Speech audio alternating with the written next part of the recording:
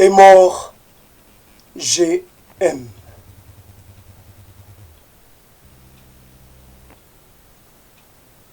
Il est mort. On l'a enterré aujourd'hui même. On a enterré GM.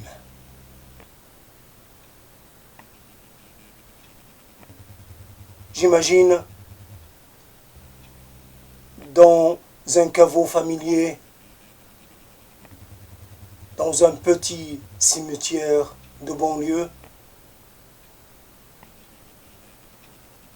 il est parmi les siens, il est confié aux soins de ceux qui l'ont précédé. Aujourd'hui, il dort parmi les siens. Il est parti, comme on dit, de façon un peu, comment dire, un peu hypocrite. Cette façon de dire, de ne pas dire qu'il a crevé, qu'elle a cessé de vivre au moins,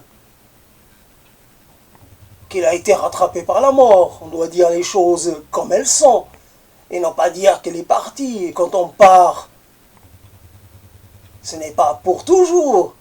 Quand on part, on peut aussi revenir. Là, il ne s'agit pas d'un départ, il ne s'agit pas d'un voyage, il s'agit de la fin. Il n'y a plus de départ après, il n'y a plus de retour, il n'y a plus rien. Il n'y a plus qu'un corps qu'on range dans un caveau. Peut-être pas poussiéreux, parce qu'on en prend encore soin. Mais un caveau, ça reste un caveau. On y est pour un certain temps, peut-être pas pour l'éternité. On y est à perpétuité, comme on dit. Dans un caveau, on n'attend plus rien, ni visite, ni rien. Tout cela, on y est étranger, on n'a plus de sensations, on n'entend plus rien, on ne peut plus répondre de toute façon. On est mort. La mort, cette chose qui vous rattrape, où que vous soyez, qui que vous soyez, elle vous met au niveau du sol, même elle vous met à l'intérieur de la terre. Elle vous cache, on vous cache, on vous occulte. Vous disparaissez. Peut-être certaines personnes se souviendront de vous, écriront sur vous, feront des éloges posthumes, mais qu'importe, peu importe les éloges posthumes, cela ne change rien au fait que vous êtes mort. GM. Je n'ai pas envie de parler de la mort, j'ai envie de parler de la mort de GM. Cette personne qui avait une haute estime d'elle-même, cette personne pas très grande de taille, mais qui essayait de surpasser les autres par une certaine autorité qu'elle voulait entière. C'était un autocrate, un professeur, un maître. C'était un sachant, un savant, un littérateur.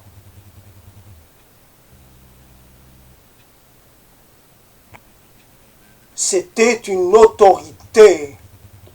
C'était un homme public. C'était un homme de pouvoir. C'était un homme qui aimait les pouvoirs, les honneurs. Il aimait aussi être adulé, respecté au plus haut point, craint. Il n'aimait pas les... Il n'aimait pas qu'on le défie, qu'on lui tienne tête.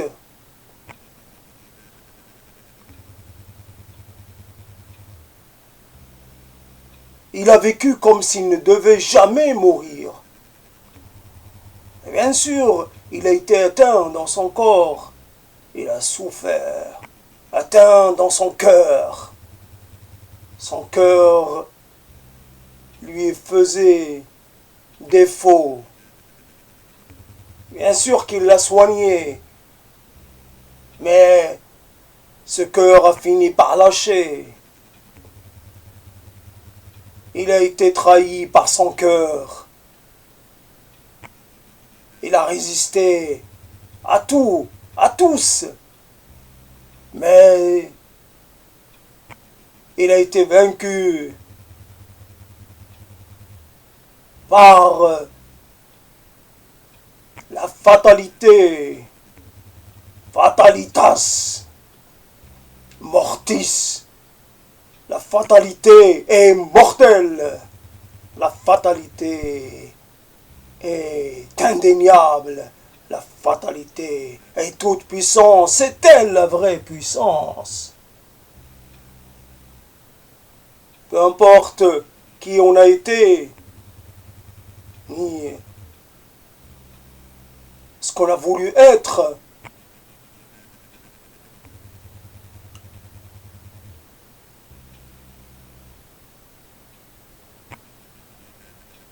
GM, natif de Toulouse, mort à Toulouse, enterré dans la banlieue de Toulouse.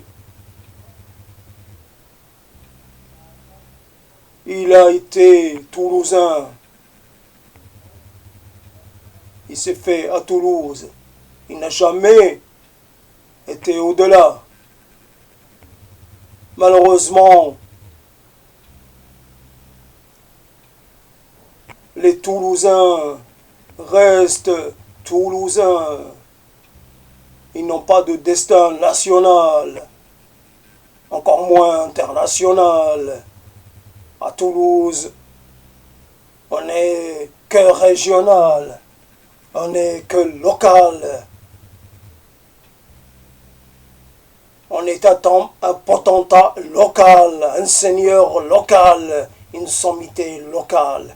Rien de plus. C'est Paris qui domine, c'est Bruxelles qui domine.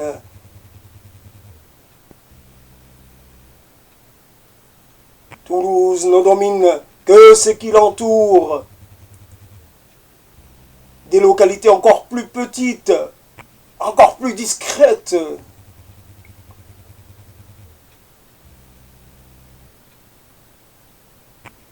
Un Toulousain est mort.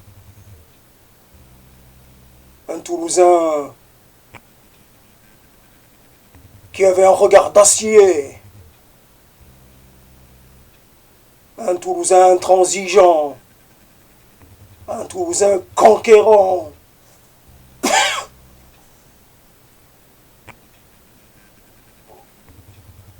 Un Toulousain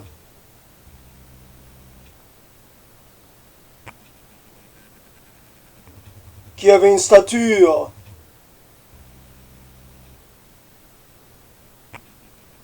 qui se voulait majestueux, qui se voulait puissant, qui s'est voulu imposant. C'était un carnassier, il avait des dents de carnassier. Il aimait mordre, déchirer la substance de l'autre, lui imposer sa marque. Il aimait marquer les autres. les marquait de son dédain. Il aimait dédaigner. Cela lui allait comme un gant. C'était un être né pour le dédain. Vous qui êtes loin, vous qui êtes là-bas, vous n'êtes rien, vous ne savez rien. Taisez-vous, fermez-la, asseyez-vous. Ne vous faites pas plus important que vous ne l'êtes. Ma modestie sied aux petits. Mais moi, je suis le président. Je suis l'autorité sommitale, orbitale. J'honore qui je veux.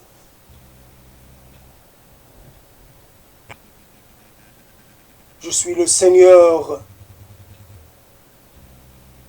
et vous êtes mes serfs. Vous devez me servir. Vous m'êtes confiés.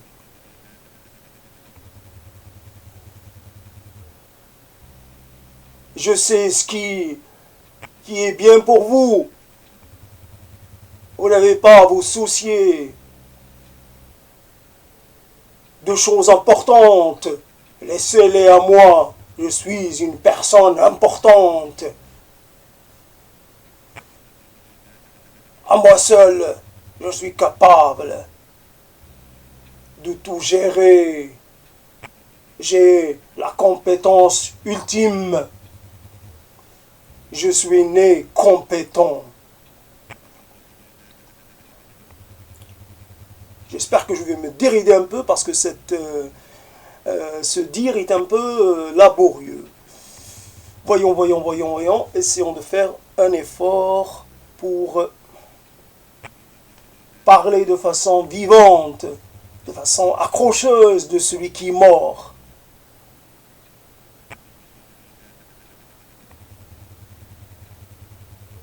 Même les puissants ont des faiblesses. Même les puissants sont mortels. Toi qui es mort il y a quelques jours, je ne sais plus, hier, avant-hier, peu importe. Aujourd'hui, on te met dans le tombeau, dans le caveau. Je t'ai rencontré il y a quelque temps. Tu m'avais dit que tu avais un problème de cœur. Quelle était la gravité de ce problème? Je ne le t'ai pas demandé. Peut-être était très sérieux ou juste passager. C'était peut-être la première alerte ou la deuxième. Mais c'était le début de la fin. Bien sûr, il faut un début. Il faut bien commencer à décliner. Il faut commencer à mourir un peu avant de mourir complètement, avant d'être emporté entièrement par la fatalité, par la loi du genre, cette loi qui veut que nous habitons des corps, que nous habitons des espaces, mais que nous les habitons que provisoirement. Notre unité organique est condamnée à la dissociation, à la dispersion. Nos atomes, nos constituants vont nous échapper, vont faire leur vie, vont migrer et vont aller au-delà de ce qu'il nous est possible d'imaginer. Un atome de moi, un atome de toi, on ne peut imaginer le voyage qui va entamer une fois qui se sera émancipé de toi. Tes atomes vont entamer un nouveau voyage. Je ne parle pas d'une âme pothétique. Cela m'indiffère. L'âme, la survie, l'au-delà, ce ne sont que des concepts fourre-tout, des concepts consolatoires, des concepts faits pour nous empêcher d'avoir peur à tout instant. L'au-delà n'existe pas. Oh, c'est sûr.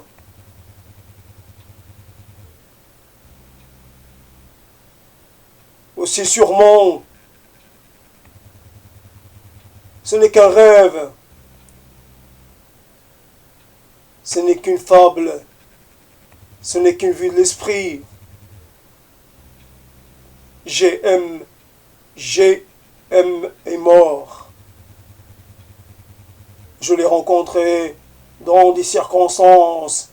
Moi, j'étais jeune et lui déjà adulte. Déjà fort. Moi, j'étais hésitant. Je cherchais ma voix. Je n'avais pas de parole. Je n'avais pas de vision. J'étais encore en voie. J'étais encore modelable. Je pouvais prendre toutes les teintes, toutes les formes. Et j'étais prêt. Je cherchais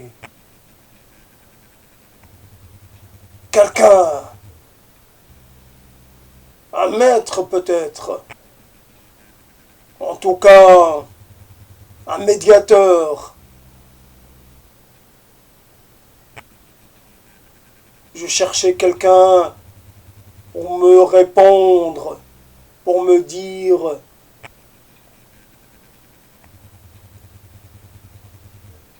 pour me donner les éléments pour trouver ma voie.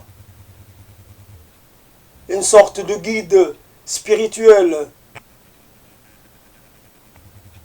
Une sorte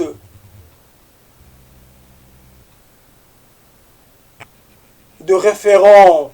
Une sorte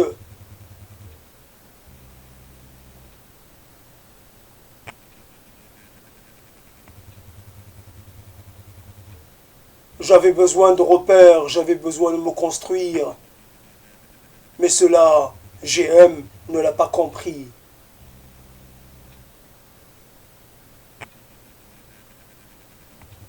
Ce n'est pas ça qui l'intéressait. Il avait comme une colère aussi, il avait comme une colère intérieure. Je ne sais pas pourquoi il était en colère. Pourquoi il avait cette hargne. C'est peut-être ça qui a précipité sa mort. Il était hargneux. Il était pressé. Il n'avait pas de temps. Il n'était pas large d'esprit. Il n'était pas cool. Il prenait les choses trop à cœur. Il s'est fait avoir. Il croyait que les choses d'ici-bas, comme on dit, de la vie ont une importance. Rien n'a d'importance. Rien. Ça, c'est la vérité. La vérité qui dépasse toutes les vérités. JM, avec ses médailles, ses insignes de chevalier de je ne sais pas quoi, a-t-on mis une de ses médailles, une de ses distinctions, peut-être chevalier de lettres, les a-t-on mis avec lui, à côté de lui? Qu'a-t-on mis? Qu'a-t-il pris avec lui? Son costume préféré? Ses chaussures préférées? Sa cravate préférée? Qu'a-t-il pris avec lui? Son parfum préféré? Ouh, il risque pas de sentir bon là. Là où il est, là, il risque pas de sentir bon, tiens. Ouh là là, ouh là là, ouh là là, ouh là là. Rien. Peut-être des gens anonymes, je sais pas, un coin du monde, vont hériter de ses chaussures, de sa cravate, de ses costumes. C'est sûr, ces costumes vont voyager. On va peut-être les retrouver en Afrique, je sais pas où, dans quel pays, sous quel soleil. Voilà, ils vont voyager. Ces papiers, ces lettres, ces correspondances, ces pensées intimes, journal intime, ces gribouillages, ces brouillons, les choses qu'il a laissées, les projets qu'il a entamés, les projets qu'il n'a pas terminés, qu'il n'a pas achevés, son bureau, son espace, encore plus privé que le reste, là où il s'isolait, pour faire semblant de réfléchir. Encore, ça te pose, on a tous des pauses. Intellectuel, le réfléchisseur, je sais pas, réfléchir, imaginer, conceptualiser, professer, enseigner, transmettre. Les statuts, on aime avoir des statuts les plus hauts possibles. Avoir une stature aussi, ça aussi ça nous importe. Monsieur GM, Monseigneur GM, ne pourra plus faire entendre le bruit de ses pas. On ne l'entendra pas arriver, on ne l'entendra plus partir. Il ne dira plus, tiens, ce café-là, j'en veux pas, il est trop froid, il est tiède. Ah tiens, cette chose me plaît pas. Ah, je n'en mangerai pas, ça me plaît pas. Non, ça me plaît, ça me plaît pas. Il ne pourra plus dire quoi que ce soit. Lui qui est qui a tant parlé, elle ne compte plus rien, privé d'un sens, privé de tous les sens. Il est privé de tout. Un seul coup, plom, le silence. C'est reposant le silence à certains moments. Il y a des gens qui vous agacent parce que même leur silence sont agaçants. Mais lui, là, il est parti pour un silence complètement total, un silence total. On l'a exilé, on l'a gardé quelques jours, on l'a veillé, puis maintenant il est dans son véritable chez lui. Ah, on respire, quelle tranquillité, il n'est plus là, monsieur, qui était tellement pas facile à vivre. Oh là là, qu'est-ce qui nous a fait souffrir? Ouf, on le supportait, tiens, mais qu'est-ce qu'on pouvait faire d'autre? On le supportait. Oh, il a été atteint par la vieillesse, vous savez. Ah, ça c'est un mal dont on ne guérit pas.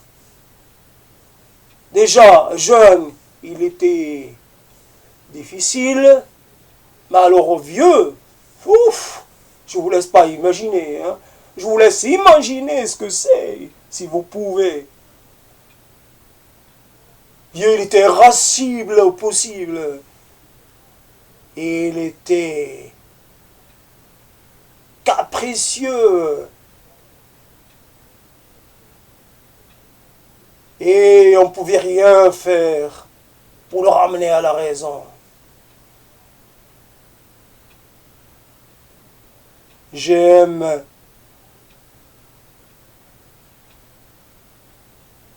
Tu es mort et, comme tous les morts, il y a un devoir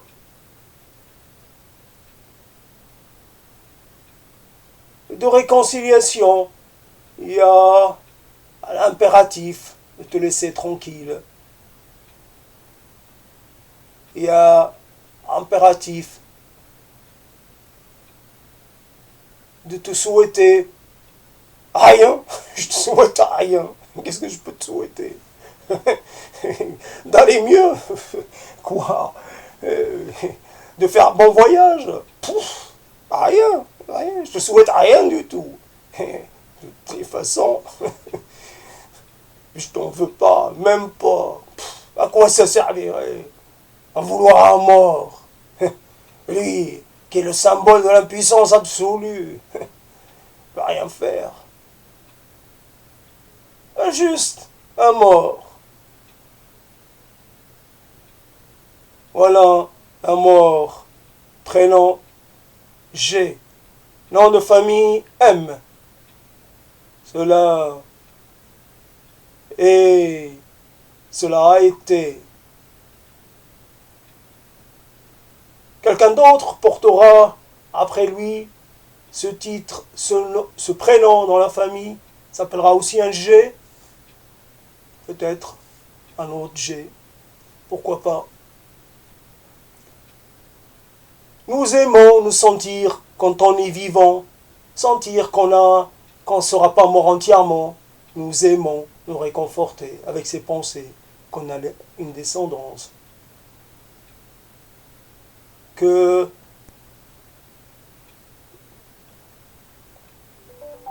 nous aurons qu'il y a une sorte de survivance. Nous survivons dans nos héritiers. Toutes les choses qui nous réconfortent, toutes les choses qui nous font oublier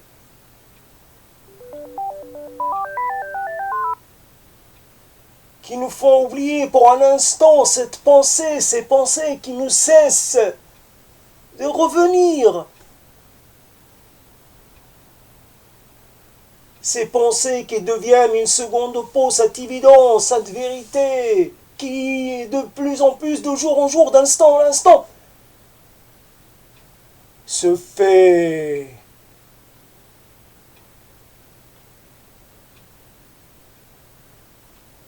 massive, prégnante.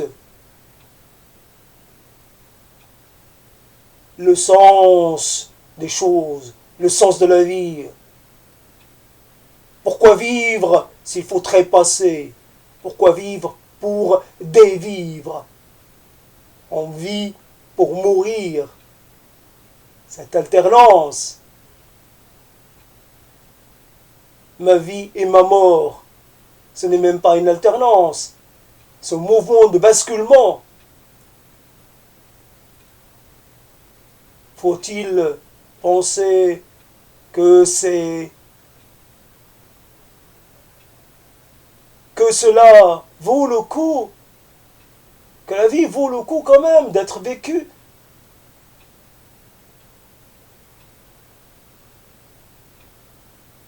Quand on mène une bataille,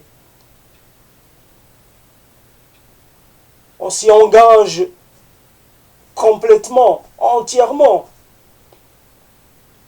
avec l'espoir que cela améliore nos positions. On n'entame pas une bataille pour finir, pour à la fin avouer notre défaite, reconnaître notre échec. On vit, on lutte, on massacre, on met à mal les autres,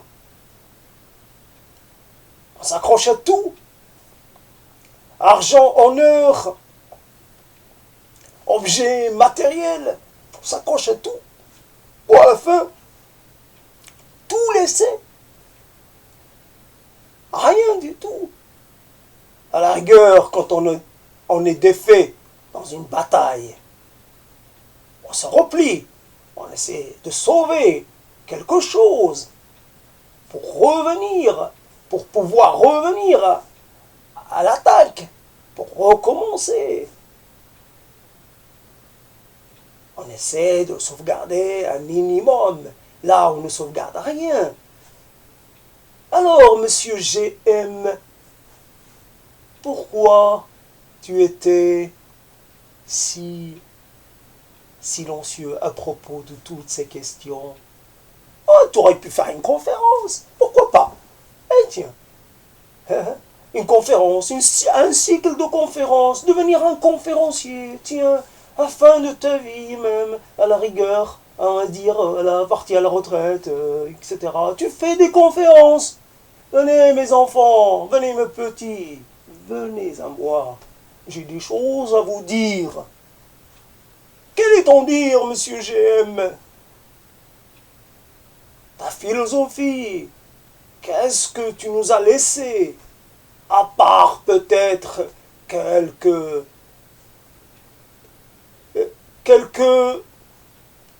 circonvulsions abstraites, les choses, les analyses, on analyse un tel qui a dit ça à tel moment, à tel endroit. Bien sûr, il y a cet attachement pour le passé, on s'habille avec les vêtements du passé, nous sommes dans le passé. On ne décroche jamais. Tel auteur qui a écrit telle chose, il y a déjà quelques siècles, nous y sommes attachés. Et pourtant, qu'est-ce que cela nous amène? Qu'est-ce que cela nous apporte? Fondamentalement, oui, belle image, belle métaphore, de belles envolées, des intuitions exceptionnelles.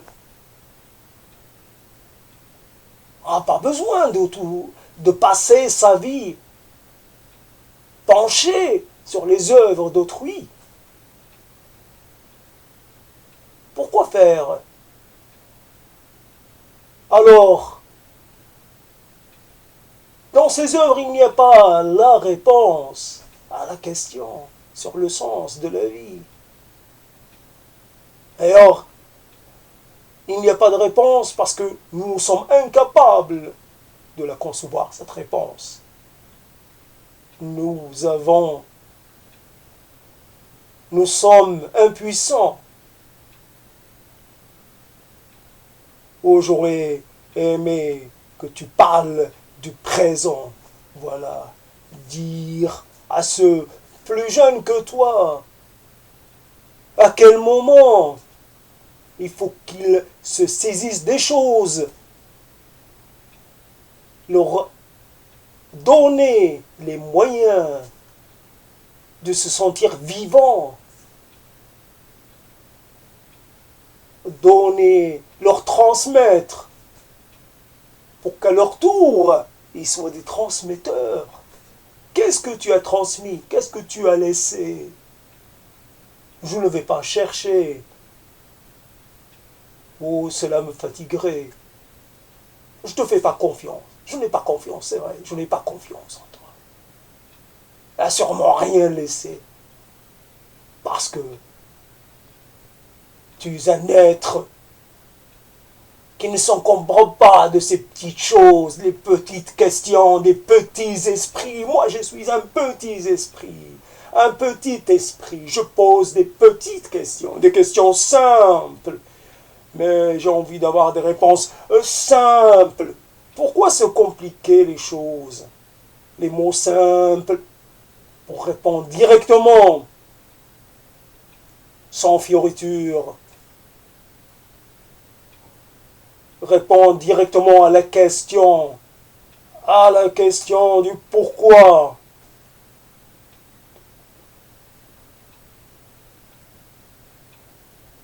Fatalitas.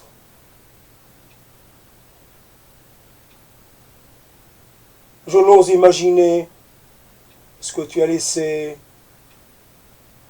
ce qu'on va inscrire sur ta pierre tombale, peut-être un mot de quelqu'un, une maxime, peut-être même une pensée de toi, quelque chose de vraiment de toi.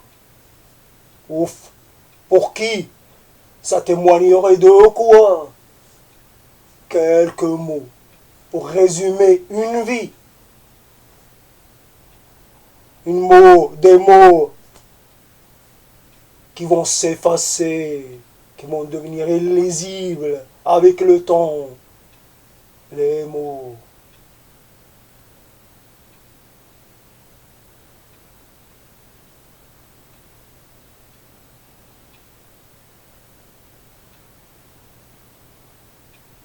L'impuissance, toute l'impuissance du monde. Nous avons des gens vivants devant nous, debout. Nous ne pouvons pas leur parler. Ils gardent leur distance. Distance de classe, distance d'âge, distance de statut. Reste à ta place, ne t'approche pas trop. Je n'ai point le temps.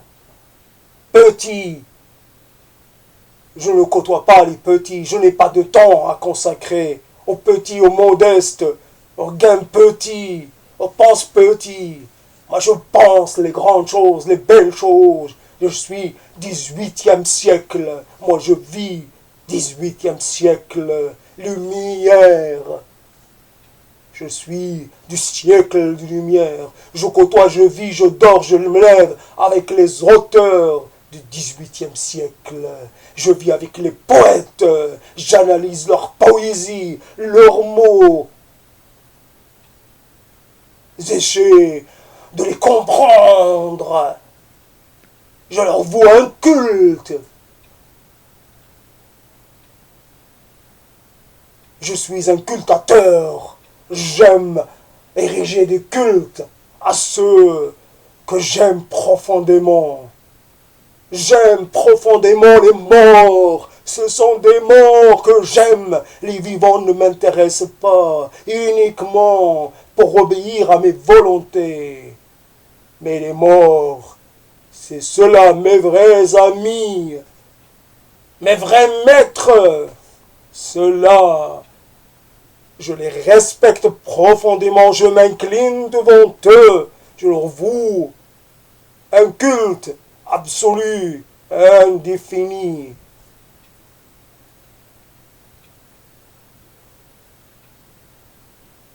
Aujourd'hui, GM est mort. Qui va parler à sa place? Nous n'avons personne pour parler à la place des morts, pour raconter leur épopée. Un éloge funèbre, digne de ce nom, un éloge désespéré, un éloge colérique, un éloge homérique, un éloge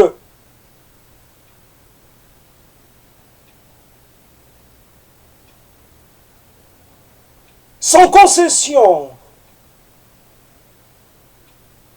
Pas de concession. Nous sommes devant la mort. La gravité des choses doit nous saisir. Nous devons être graves devant cette vérité-là. Point de légèreté. GM s'est tenu debout. Ses pas l'ont porté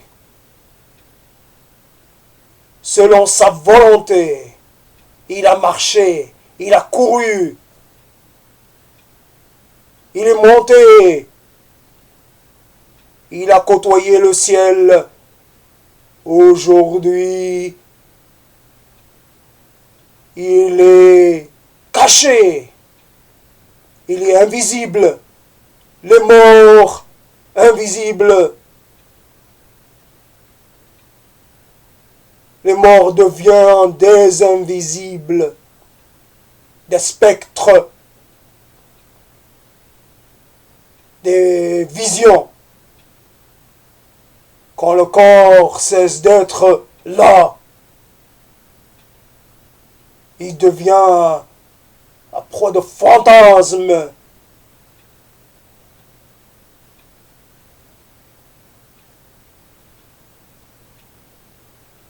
Je te vois, mais je ne vois rien de précis de toi. Je te vois vivant, parler.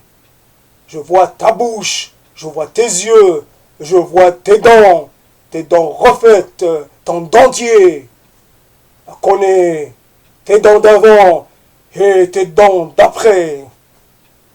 Je sais, j'ai été, quand on t'a mis ce dentier-là, il y a quelque chose en toi qui s'est apaisé.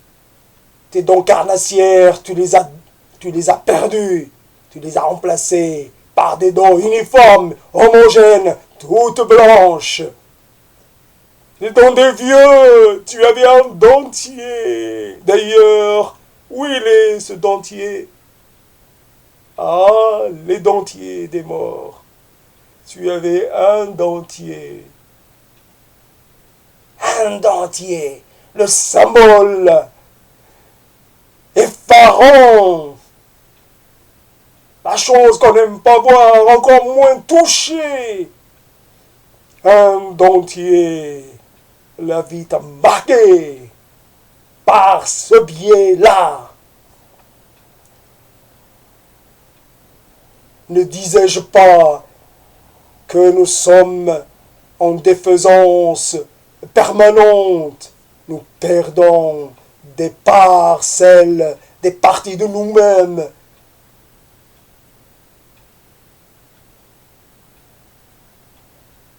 Le masque mortuaire. A-t-on fait un masque mortuaire? Je pense que non. La mode est passée. Le masque mortuaire pour garder fixement une image, une personnalisation, une matérialité de ce dernier rictus, le rictus ultime, le rictus qu'on ose encore regarder. Mais la deuxième vie de ce rictus est une vie qu'on n'aime pas imaginer. Un rictus qui devient de plus en plus rictus. Les dents se déchaussent, ça progresse, la peau se retire, se replie.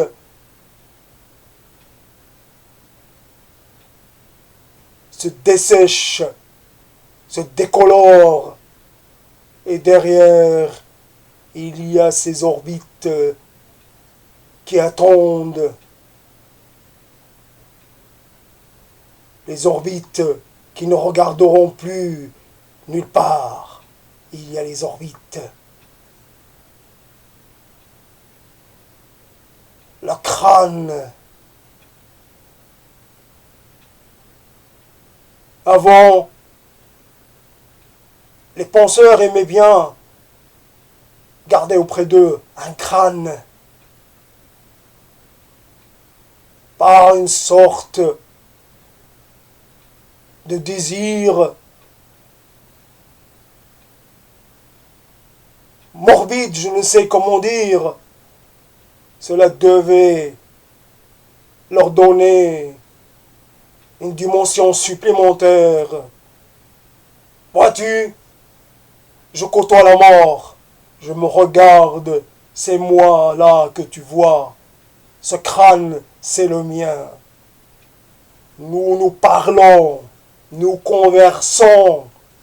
Je lui demande ce qu'il pense. Il me répond. Je l'entends. Ses réponses sont vides. Mais je les perçois. Malgré tout, j'ai cette capacité d'interroger, d'entendre les crânes. Ils ont des choses à dire, leur ultime chose à dire. Je connais le langage, la manière de m'adresser à eux. Vois-tu, je m'en suis fait un ami. Ils sont là, je les touche, je les caresse. C'est doux la caresse d'un crâne, d'un cet os-là, je le caresse de mes mains. Et je le ramène vers moi, je le serre tout contre moi, et je regarde, et je vois des choses dans ses orbites, j'imagine, je vois, je perçois des choses. J'aime ton crâne, qui le recueillera?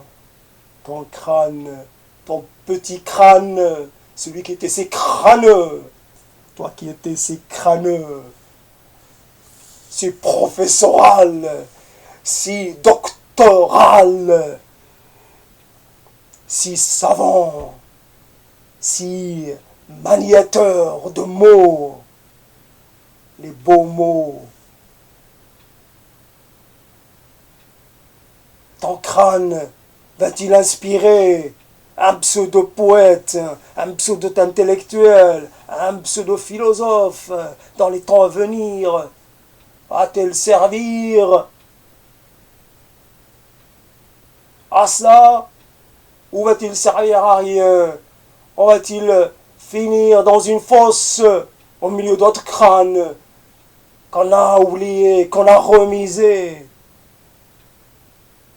Il y a bien une deuxième demeure des morts. La première n'est que transitoire. Les morts connaissent un deuxième voyage. Quand ils cessent d'être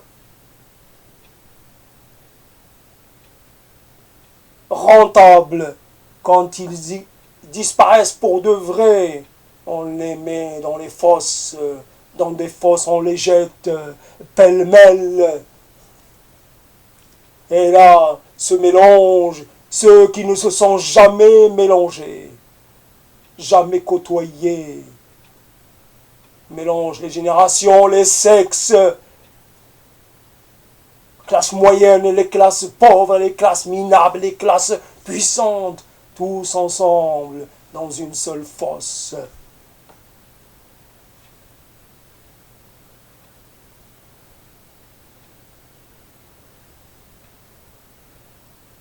J'aime ton cerveau est parti.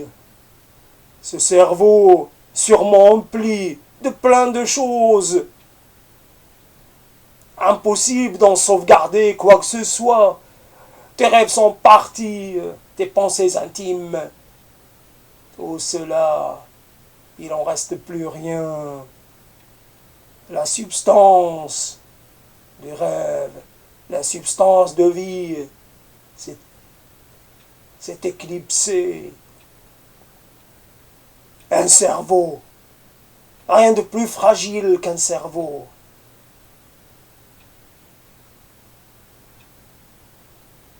Et cela qui est le centre, c'est là qu'est la demeure de notre essence confiée à une chose tellement fragile, tellement mortelle.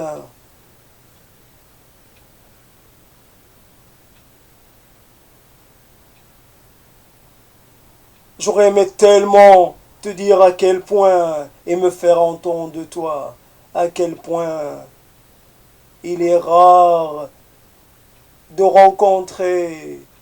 Il est rare, nous rencontrons des gens. Nous rencontrons si peu de gens. Nous avons si peu l'occasion d'apprendre, de se nourrir des gens. GM, tu ne m'as laissé ni nourriture terrestre, ni nourriture céleste. Tu m'as laissé qu'un dépit, et je dois vivre avec ce dépit, avec cette amertume, avec cet aveu d'échec, avec cet aveu de lâcheté. Je n'ai pas su exister devant toi, te résister. Je n'ai pas su être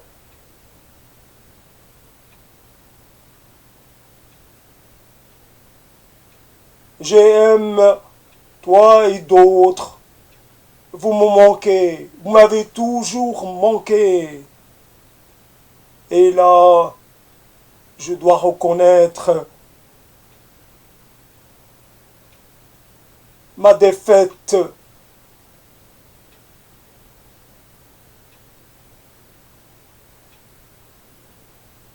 J'aurais aimé avoir reçu de vous un ultime témoignage d'estime. J'aurais aimé être un de vos élèves. J'aurais aimé que vous m'ayez adopté. J'étais en demande d'adoption et vous n'avez pas su le voir.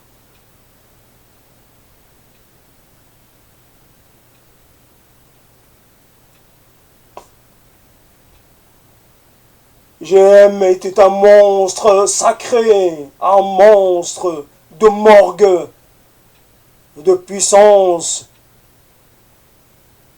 Il avait la volonté.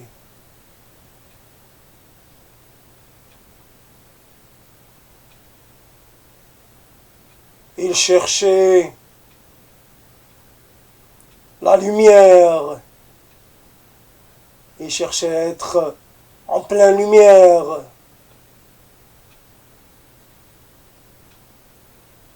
Il cherchait à être celui qui distribue les cartes, celui qui dirige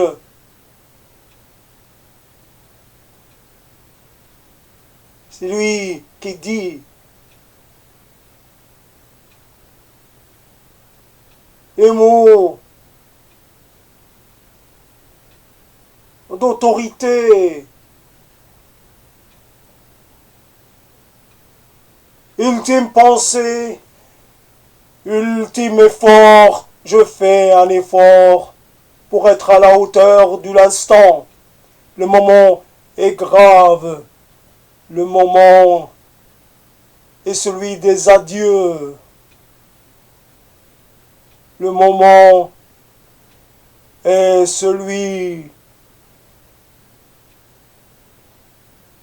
de l'aveu, de l'ultime aveu. Je te demande pardon, je me demande pardon. Pardonnons-nous d'avoir voulu être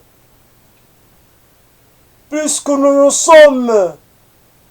Nous sommes faibles. Nous sommes mortels. Nous sommes de passage. Nous ne sommes pas puissants. Nous ne sommes pas dominants. Nous ne sommes pas éternels. Nous sommes de la chair et la chair se défait. Nous sommes de la viande et la viande se faisande. Nous sommes de la substance qui se consume,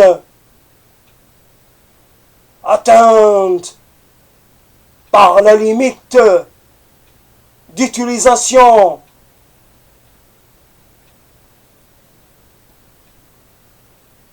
Le temps suprême, la suprématie du temps sur nous, il nous tient vraiment, il ne le lâche jamais. Dans la mort, il y a de ces instants qui réclament que l'on oublie. Il y a ces instants, il y a aussi ces instants où l'on doit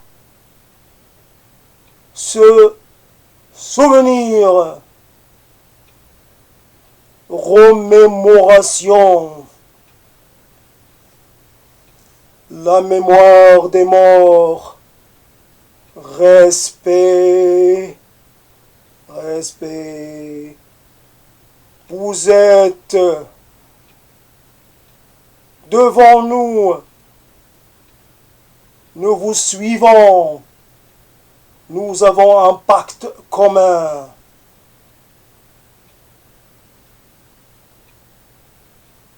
Vous êtes partis, vous nous avez laissé la place, vous nous avez confié la charge de vivre.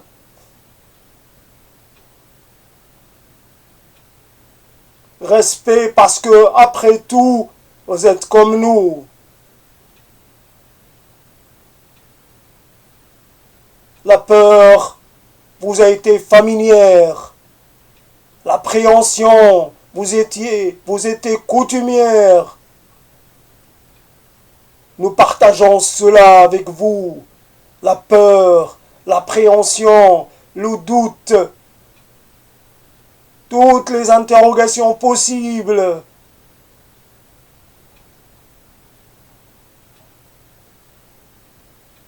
Nous devons vous saluer dans ces instants d'un dernier mouvement.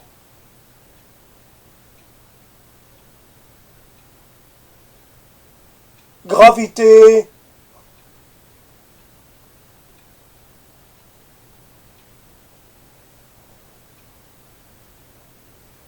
et le silence,